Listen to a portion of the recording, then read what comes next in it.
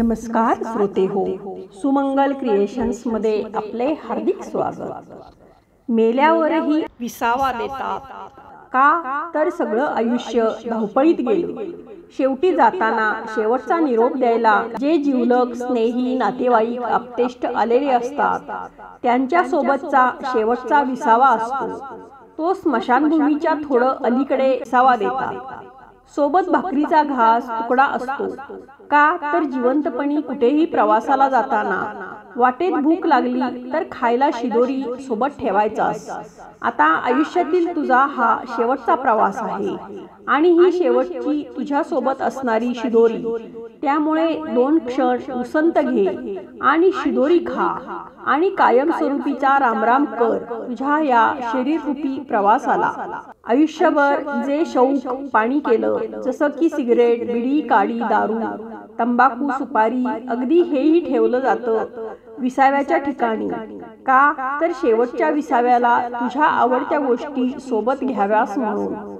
थोडक्यात काय तर मित्रांनो, मेल्यावरही विसावा मिळतो, तर मग जिवंतपणी इतकी सगळी धावपळ मरमर सुरू आहे तेव्हा मनाचा शरीराचा थकवा दूर करण्यासाठी जरासा विसावा घ्यायला काय हरकत आहे। जिवंतपणी हा विसावा घ्यायचं ठिकाण असतं ते म्हणजे जिवलग मित्रांचं। मित्र म्हणजे एनर्जी बूस्टर असतात। कसल्याही परिस्थितीत मै हो न म्हणून जगायला बळ देत राहतात।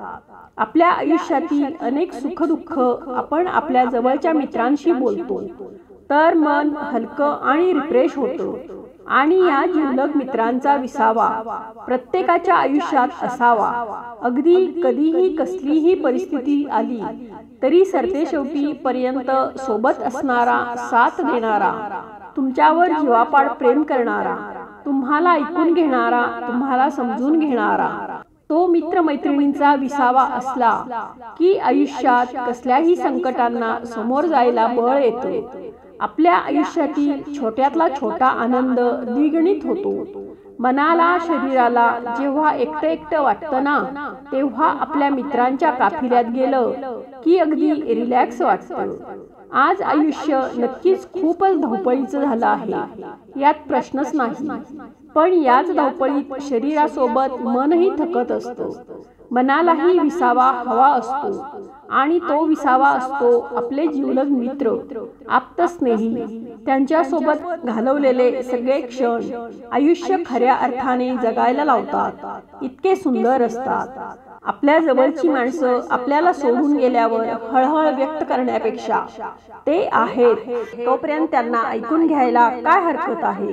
शेवटच्या विसाव्याला कोण सोबत आहे, कोण नाही, आपण कुठे बघणार आहोत, त्यापेक्षा आज जे सोबत आहेत त्यांच्या सोबत क्षणभर थांबून विसावा घ्यायला हवाय ना, तोच अविस्मरणीय असेल।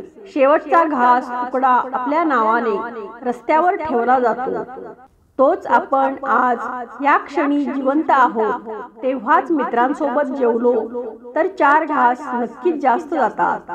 आपल्या आवडत्या सगळ्या गोष्टी, सगळे शौक जिवंत आहेत तोपर्यंत इथेच जरासा विसावा घेऊन जगून घ्यायला काय हरकत आहे।